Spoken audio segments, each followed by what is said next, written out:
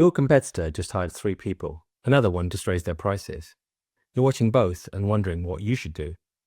But here's what you're missing. They're both reacting to the same problem you have, and they just can't see it yet, just like you. The competitive advantage you're looking for isn't in hiring faster or pricing smarter. It's one that nobody talks about. I'm going to show you what operational excellence actually means in professional services, why it's the thing that competitors fear most, and how to build it before they figure out that they need to.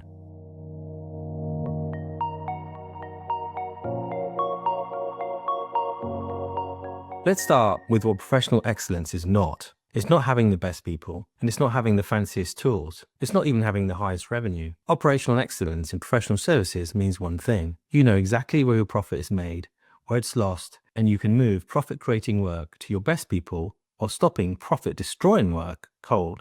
That's it. That's competitive advantage. I've spent the last 25 plus years in professional services. I've worked at WPP, I've worked at Kantar, and I've analyzed hundreds of P&Ls.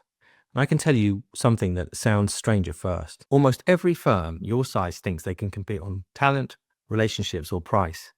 And that's wrong. The firms that win, the ones that pull ahead and stay ahead, well, they compete on operational clarity. They know their business better than anyone else, and they move faster because of it. And here's what it looks like in practice. We worked with a small agency a couple of years ago. Revenue was good, but our margins were thin, and the founder was scratching ahead. Classic story, right? We dug into the data and found that the majority of the delivery effort was going to 2 clients that were actively destroying margin, not just losing money on every project, but actually destroying it. Negative, double-digit loss percentages. The founder had no idea, because these were good clients. They paid on time, and they were nice people, and revenue was stable. But operationally, they were in crisis. Here's what happened next. One client, we just said no to new work. We just let them run off naturally. On the second client, we restructured the delivery. We stopped the overwork. The client noticed immediately and complained.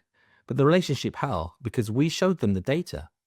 And they understood that the situation was untenable. It always amazes me how underutilized open and honest communication is, especially when it comes to clients. Within 90 days, the firm had freed out their senior capacity. And what did they do with it? Well, they brought in new clients, profitable clients. Clients where they could deliver what they promised without burning the team out. Revenue did go down slightly, but profit went up. Here's the part about competitive advantage. The firm's competitors didn't see any of this happening. From the outside, the firm looked the same, still serving good clients, still professional. But operationally, they'd moved into a completely different league. They had better margins, they had happier teams, they had freed up capacity to invest in growth. They could say yes to opportunities that competitors couldn't afford because those competitors were still trapped in delivering unprofitable work. That is operational excellence. And that's the advantage. Now, you might be thinking, okay, well, that's one story, but that's not my firm. And you're right, it's not. But here's what's universal. In almost every SMB, small to medium-sized business, professional services firm, there is invisible leakage. Work that shouldn't exist. Clients that should be profitable, but aren't. Capacity that's being burnt on things that nobody's tracking. The founders know that something's off. The team is exhausted, but nobody can prove it because nobody's looking. And your competitors are the same. They feel it, and they can't see it. The firms that win are the ones that stop guessing and start seeing. Here's why this is a competitive advantage and not an operational fix. In professional services, margins are fragile. They depend on 4 things: who you serve, how you price them, how you deliver to them, and what work you do. Most firms try to compete on 2 of those: who they serve, better relationships, better brand, and how they deliver, better talent and better processes. Those are actually table stakes.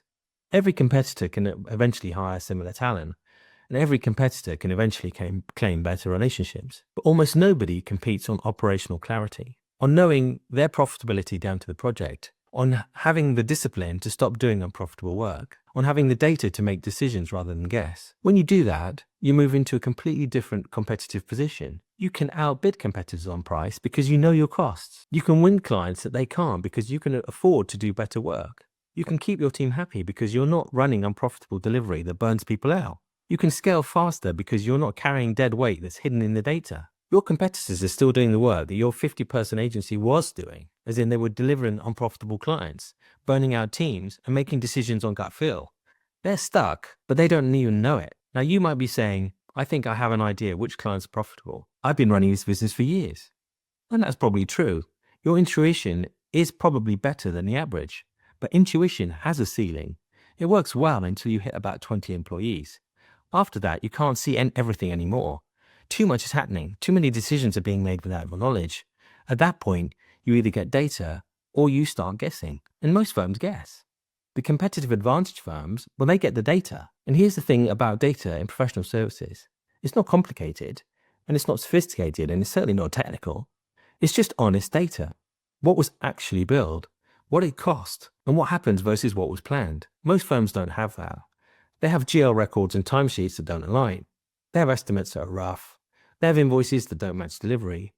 And they have a spreadsheet that nobody trusts. That's not data, that's just noise. Real data is reconciled, it's verified, and it's trusted by leadership. It drives decisions. When you have that, everything changes.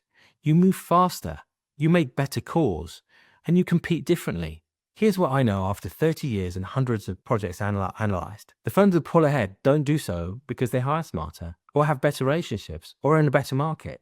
They pull ahead because they see something their competitors can't see. Their own business, and really clearly.